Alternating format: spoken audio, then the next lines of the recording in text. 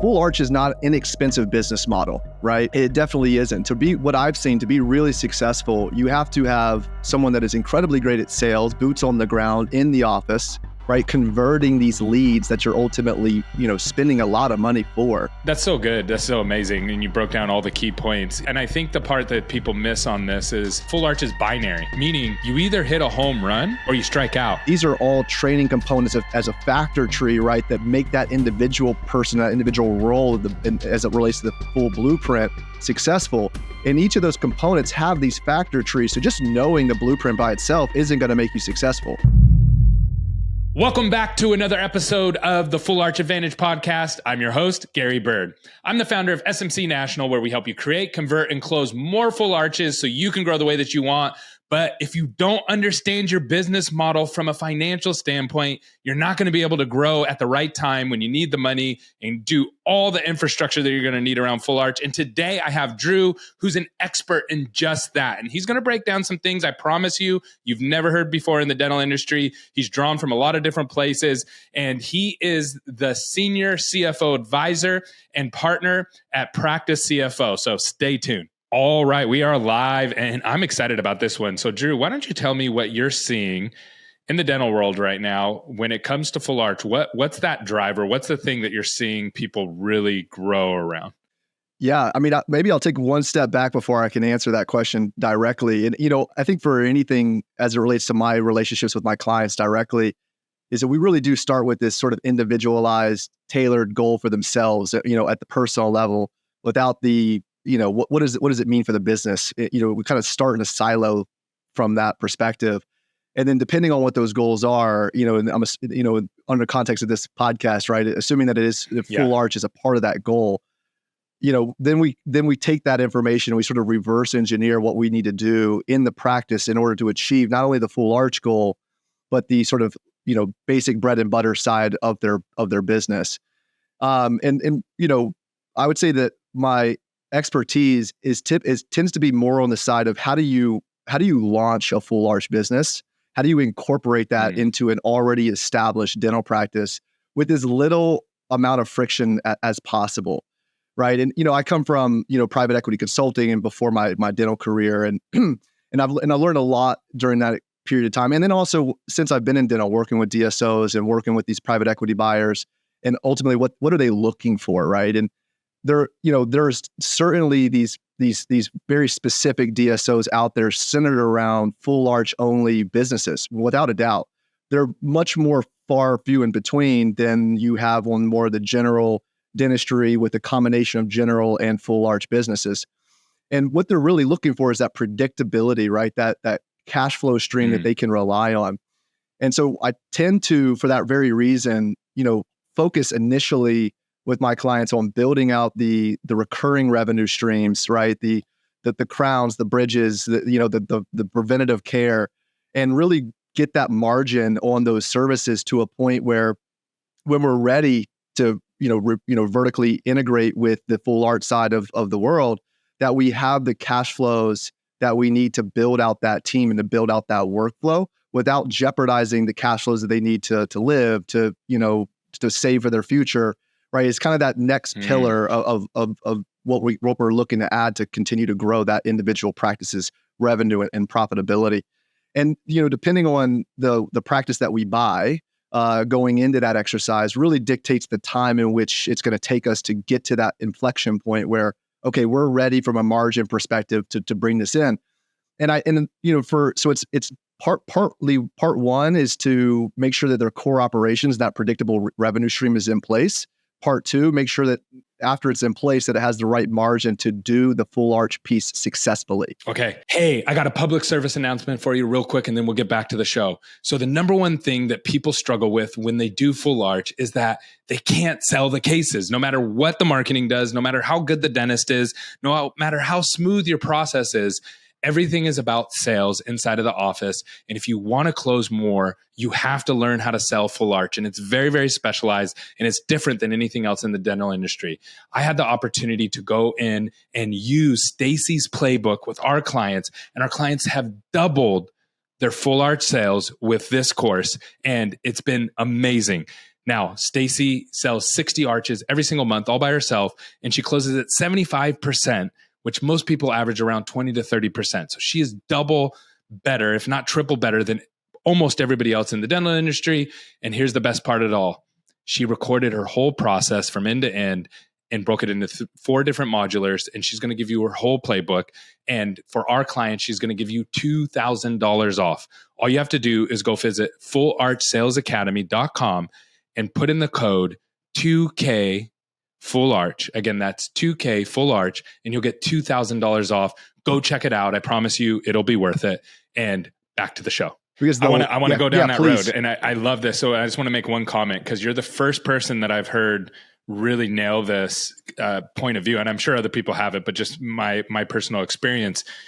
You said the recurring revenue side of dental. So the thing that I think that most dentist clinicians miss is that there's actually 2 different business models in the dental world. There's your recurring model. I call it Netflix. Yep. And then there's your sales model. I call that like the Mercedes-Benz model, right? And so the Netflix model, we all know what Netflix is. Every month they ding my credit card, every single month, right? And it just keeps coming and coming and coming and coming. And they have work to do. They have to put content on there, and they got to make sure, there's other stuff they have to do. But the money's coming in every month. So it makes predicting the future very easy. Where the sales model, which is the Mercedes-Benz model, and this is like your full arch, your aligners, those bigger, I would say like treatment 4,000 or 5,000 and above, something like that. These treatments are not recurring. These patients are not coming back because they're not hooked into your hygiene program typically. And so that means they're coming in, they're getting a service, and the revenue's only coming in that model from the month that you have sales. So think of a car lot. A car lot, a Mercedes-Benz car lot, the salesperson only makes money when they sell that month. And next month, if they don't sell anything, they don't make money. And neither does Mercedes, and neither does the car lot, right? So you're only as good as your last sales month. And that means you're on this treadmill running all the time. And they're both business models. And I'm not saying one's good, one's bad, but you have to identify that those are 2 totally different business models, especially when you're going to combine them together. So I love that you caught that, because I don't think most people in the dental industry catch that nuance. Well, there's so much hype around Full Arch in these bigger cases, right? And there's so many CE courses, expensive ones, built and tailored around, building out this side of your practice. And people see the big dollar signs, they see the complexity of the cases, and they went to school to be great clinicians, most of them, right? And so they get excited more about that side of the universe as it relates to dental. And I don't fault them for that. I think it's more just directing their attention to the economics of both, so that they can make that best decision for themselves, which really is what I try to do as their CFO, right? Is give them context and perspective. So as the CEO and as the business owner, they have as much information as they can to make the best decisions for themselves in their practice. And for some, it may be that like they want Full Arch only, right? They want to be more of a specialty driven practice, and without the recurring revenue, and that's perfectly fine as long as they understand what they're potentially giving up in those pursuits. But anyway, so to tie all that back into the last pieces there, Full Arch is not an expensive, or is not an inexpensive business model, right? Yeah. It definitely isn't. To be what I've seen, to be really successful, you have to have someone that is incredibly great at sales, boots on the ground in the office, right? Converting these leads that you're ultimately, spending a lot of money for. If we're doing our job right on the front end with the marketing and the lead generation flow, they're going to be busy with just that one function alone, hopefully, which means that we also need someone that is managing the lead flow, right? So you've got 2 hires at a minimum, really, to really drive this engine and make the most of what you're spending on the paid ad side or the marketing side. And then you've got to have the lead management system, which is typically not going to be native to the software stack that they already have in place to manage their recurring revenue streams, right? It's a separate system. And there's a lot of systems out there. I call these more of a customer relationship management system, a CRM system. And some of your practice management software systems and some of your tech software that overlays that, like Dental Intel and Practice by Numbers or Jarvis or NextHealth and Pure Logic for phones, like they're doing an okay job sort of creating this quasi CRM within the broader system. But to really get the most meaningful results, you kind of really need this powerful CRM standalone software system because there just really isn't a lot of great ones out there that integrate fully yet with their core operational systems. And so to manage that, right, you can imagine there's going to be this sort of duplication of data entry that has to happen. And if you're flooding your already busy front office with those duties, you're going to be really strapped to maintain both well without sacrificing one over the other. So you got 2 hires immediately. Then you got the CRM system, which can run anywhere from $2,500 to $6,500 a month just for the software itself, right? And we haven't even talked about the paid ads yet, right? Then you got to have a really great paid ad manager. Those are only right? like $1,000 a month, right? Right, exactly. And the ones that are doing well, you have a testing period, of course, which is not a good representation of how much you're ultimately going to spend on the paid ad side. But hopefully you'll get the type of underlying data that you need so that you can actually choose the right amount of spend moving forward. And for most of my clients starting out, that's anywhere from $5,000 to $10,000 a month. And then I've got clients that have sort of penetrated this veil and really unlocked what everybody's ultimately moving to in this path for, which is this sort of limitless flow of full arch cases. And they're spending somewhere between $400,000 and $750,000 a month on radio and TV ads and across the board, right? And they're getting somewhere between a 3.5 and a 6x ROI on revenue on that ad spend, right? Which is great. Now, does it happen overnight? No. If you do it right with the right teams, it's about a 6 to 8 month process before that lead flow is really coming in at the right clip for your team members that you've now added to really make some really good incremental growth to the practice. And so this is very much a loss leading exercise, right? It's very hard to lead with profits in the all-in-4 space like we can in ramping up hygiene or ramping up general dentistry. So anyway, that's kind of full scope of how I integrate. That's so good. That's so amazing. And you broke down all the key points. And I think the part that people miss on this is it's full arch is binary, meaning you either hit a home run or you strike out. There are no base hits in full arch, right? So in GP, we're so used to base hits because it's like, well, they needed $10,000 worth of work, but they didn't have $10,000. And so we're just taking care of that one tooth right now for $700 and we're going to help them. And then they're going to come back to the next hygiene appointment in 6 months. And then we'll evaluate. Eventually you get all the treatment. Eventually you get all $10,000. It's just spread over these long periods of time. With full arch, it's not that way at all. If you get a no, that is it. Like, it's done. You get $0. And I've seen dentists who are like, well, if I'm at $200,000 a month as my GP practice, and I go and spend $10,000, $20,000 on marketing, which is basically your profit, right, of that practice. Yep. And I just get 2 people to say yes, I'm going to be at $240,000. I'm going to be at $260,000. Then I'm going to be crazy profitable. So they go out and they spend that. But they get all no's. They don't get 2 yeses. They don't get 1 yes. They get all no's. And the next thing you know, you're like, well, now I'm not profitable. I just lost all my profit. I just put it into operations and into marketing and it's all down the drain now. And now you're in this like panic mode, right? You're like, stink. Now I have to figure it out because I got equipment and all my C and all those kind of things. So it is much trickier than people give it credit for. I'll say that. 100%. And we talked about the overarching blueprint to kind of how do we vertically integrate this process into our general dentistry practice. But we really didn't talk about necessarily what goes into each of those areas, right? The sales, if you broke every one of those blueprint items down, there's this factor tree of like 10 to 15 components that make each individual part of that whole successful, right? We talk about this, and I'm going to just use the treatment we're going to say treatment coordinator, but in this sense, it's really the full arch sales member that's really the main driver of conversions, right? Yeah. And their knowledge on all the debt financing options that are out there, their ability to convey that message with the right scripting, right? These are all training components as a factor tree, right? That make that individual person, that individual role as it relates to the full blueprint successful.